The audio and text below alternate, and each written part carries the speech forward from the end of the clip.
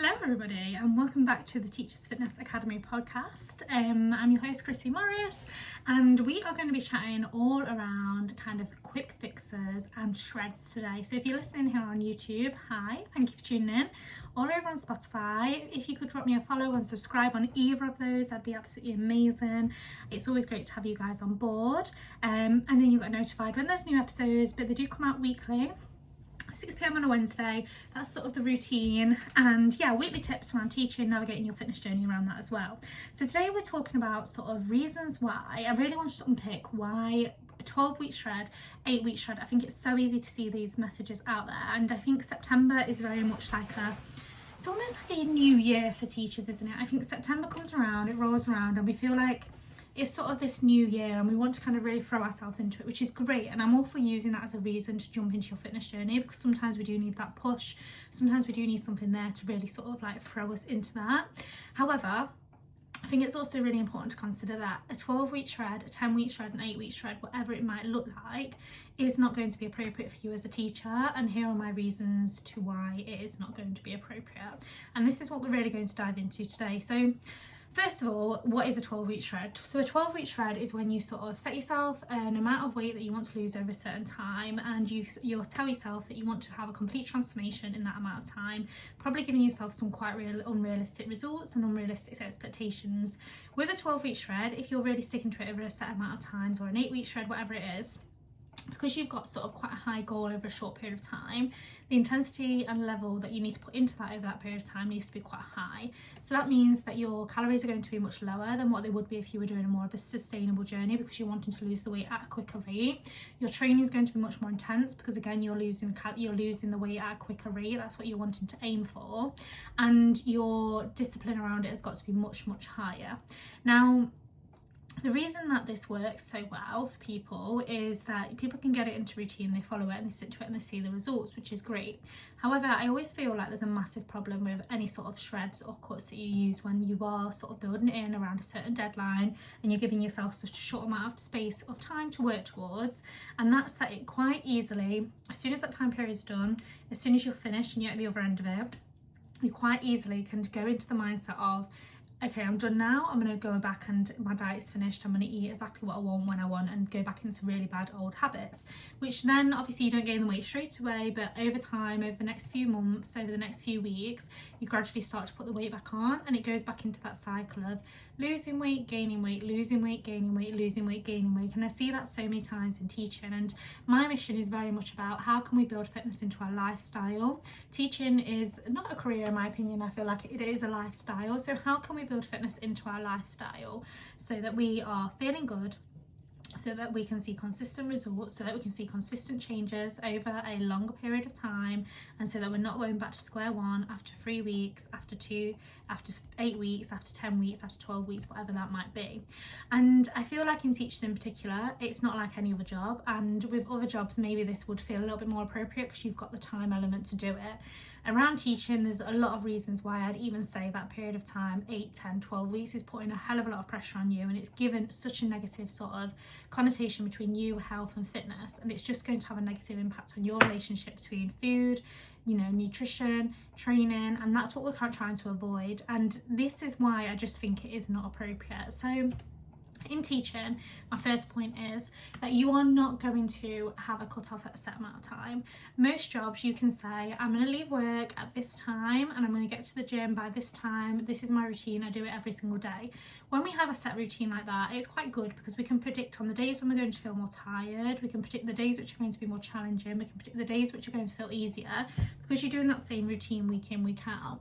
However, the problem is in teaching, as we know, not one day ever looks the same, and not one day or routine or schedule ever looks the same, and it is quite challenging to know exactly what time you'll be able to leave every day. We certainly don't have a cut off at 5 o'clock, and even if we are able to leave at 4:30 one day or 5 o'clock one day. You'll often have bits and bobs that you need to finish later on in the evening and come home and do, which can have an impact on sort of whether or not you go and get that session done. It's just not like that in teaching. The clock does not finish at a certain time. Basically, you know that in teaching you finish when all your jobs are done, and you can't possibly just leave that room without having things ready for the next day. It's just going to cause a stress the next morning. We know this as teachers, and this is why having these set days, having set routines like that, we can try and do that as much as possible, but it's not always appropriate. And especially in the teaching world, it's important to consider when it is appropriate and when it's not so appropriate, and how we can build that in. But certainly doing a 12-week shred or 8-week shred, whatever that might look like, you don't want to say, I'm going to train this day, and this day over the next 8 weeks, because you know that's likely to change at some point in teaching. Like I said, we have rules, things bend around, there's corners that will end up getting bent, there's different things that are happening, and it's impossible to say for definite what you are going to do and what you're going to be able to achieve in, you know, that set amount of time, because you just don't know what's going to come up. There's different things. I think number 2 is a really important point as well. In teaching, not every day looks the same. So I feel like in lots of jobs you can be quite predictable about how you're going to feel that day, what emotions are going to arise, what tasks are going to come up, what you're going to be doing.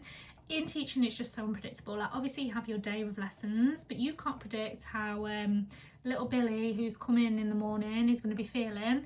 You can't predict how the class is going to respond to your lessons. You can't predict how well they're going to go or not going to go. You can't predict whether there's going to be issues at break and lunchtime, which means you've not really had time to sit down and have your dinner.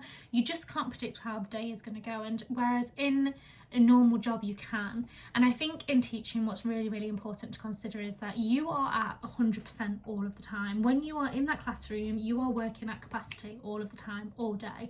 This is why when you finish at, you know, when the kids go home, when you finish and you finally take that breath knowing that you've done for the day, that tiredness hits you like a ton of bricks. And the word exhausted, I don't even think explains it.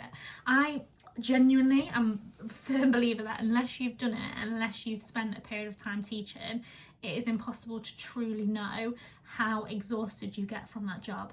Normal jobs aren't like this. You know, normal people are sat at a desk, you know, throughout the day, they're sat in an office, whatever that might look like.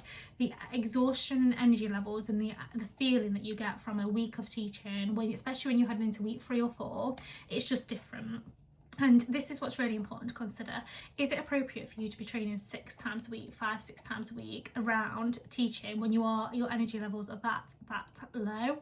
And this is another reason why, you know, thinking about this high intensity training schedule that you would need for an 8-week shred, a 12-week shred, it's just not appropriate. And in fact, I would argue that there'd be more benefits from giving you rest, making sure you're getting 8 hours sleep, making sure that you're sort of spending enough time, you know, recouping. It would be more beneficial than what it would be for you to just keep going and keep powering through, ticking things off your to-do list. You've got to remember rest has such an impact, and as a teacher you need to build in more rest into your routine. You need to build in more rest into your fitness plan, because that is where you're going to see the results come in. I think the third area that's really important to consider is that the teaching year is like a different calendar, okay? So you have, in a normal job, you'd have your normal calendar, you know, January to December, there'd be normal events that crop up. Over Easter, people have a bit more time off. The summer, people have a bit more time off because they're on holiday. Over Christmas, it's a little bit quieter. Maybe September, there's a bit of a ramp up in terms of what's going on. January, again, there's a bit of a ramp up. You have like your normal calendar, okay? So your yearly calendar, which fits around like a normal person's schedule. The problem is in teaching, like, we don't have a normal calendar, and throughout the year that we know as teachers there's key academic pinch points where you will not be able to show up and put yourself first that week. And that's me being realistic as a coach for teachers. As much as I want you to be able to put yourself first day in, day out, it is not always feasible or manageable to be able to do that at 100% every single week. And I think that's what's really important to take into account, that there will be some weeks where you can't show up at that 100%. And if you're on this 8-week shred where you've got to do this every single day, eat these certain things every single day, do these workouts every single day, then what happens on that week when you've got parents' evening and you're in school till 7 o'clock at night and you've been there since 7:30 in the morning? It is not appropriate for you to then go to the gym rather than going home and just chilling. Like, it's not. I cannot explain how much that rest is so important after a day like that. And, you know, if I know lots of schools run things differently, but certainly when I've done parents' evening breathing, they'll happen over like 2 consecutive days or 3 consecutive days, and it means you're on high 100% from literally the moment the kids come into the classroom, and I'd argue like an hour before that as well, because you're setting up for the day. The kids leave, you have got parents coming in every 10 minutes talking until 7 o'clock at night. Like, those are the hardest days ever, like literally the hardest days ever. You are non-stop, and you are going to make yourself poorly pushing yourself to go to the gym, go and train after a day like that. Like, it's just not appropriate. And I think coming away from this mindset of, oh, it's week 7 in my plan, so I need to be doing this and this, like, it's not appropriate in teaching all the time, because like I said, there's key academic pinch points. Take for example assessment week. You've got assessment week in school. I was in year 6 when I was teaching, and we had an assessment week every half term. That meant the week of assessment week was high intensity marking. I was marking SATs papers for 30 children in every single subject. There's 3 maths papers, a reading paper and a SPAG paper. So, you know, it's all of these papers that you're marking at the end of the day. Again, thinking about what's realistic. Is it realistic for you to be going to the gym 4 times that week after work when you've got all of these things on your to-do list, or these things that you need to get done?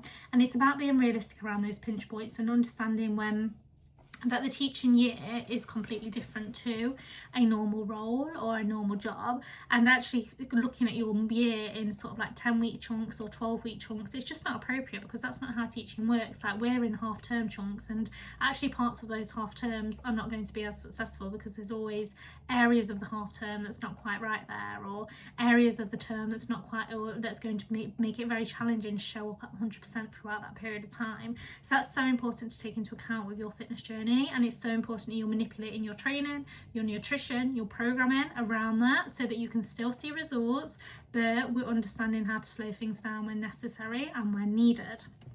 The next area where I think it is just not appropriate to build in these 12-week shreds, 12-week quick fixes, 8-week shreds in teaching, is because your timeline looks so different to everybody else's. Okay, this is again very similar to sort of what I was just saying around the calendar over the academic year.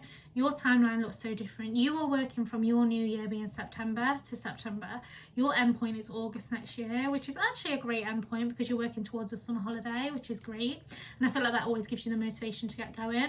But your endpoint is a totally different point to what a normal job would be. Your timeline is completely different, and that's so important to take into account. One of the biggest tips that I can say with teaching is to structure your programming around you going back to school, you going back into the classroom, having a fresh start when you feel like it's needed. And I think that just helps so much with motivation, keeping yourself accountable, keeping yourself on track, and allowing yourself that downtime sort of when you do need that downtime as well. So if I was going to say overall, you want to sort of lose weight as a teacher, maybe feel fitter and feel healthier, my biggest tip for you would be to really understand this as a lifestyle shift. So come away from that mindset of this being a 10-week thing that you're going to put in place and then go back to square one. It has to be a lifestyle shift. You need to see those changes. You will see changes in 12 weeks, 100%, but there's a difference between seeing absolutely drastic changes and then going backwards compared to seeing really good changes and being able to maintain them over the long term. And that's what's really important to remember. It's those long-term goals and long-term ambitions that you really want to work towards. How amazing would it feel if you could be sat there this time next year knowing that you've given the whole year your absolute all, put yourself first, and you've seen some incredible changes in your body composition, incredible changes in your training, incredible changes in your performance, and all of these things have led to you being this healthier and fitter and better version of you. That's kind of about it today, guys. I just wanted to talk over that because I feel like it's that time of year where there are lots of these things promoted, and it's quite easy to fall into that trap. And I just want you to be aware of what I think is sort of the best way with teaching and what to put in place to see those results that you really want to see and have that impact on your goals that you really want to have that impact with. But yeah, thank you guys for listening. Like I said earlier, whether you're on Spotify or YouTube, feel free to subscribe or like. It's always great to see you guys on here, and I hope this was useful, and I will catch up with you all on the next one.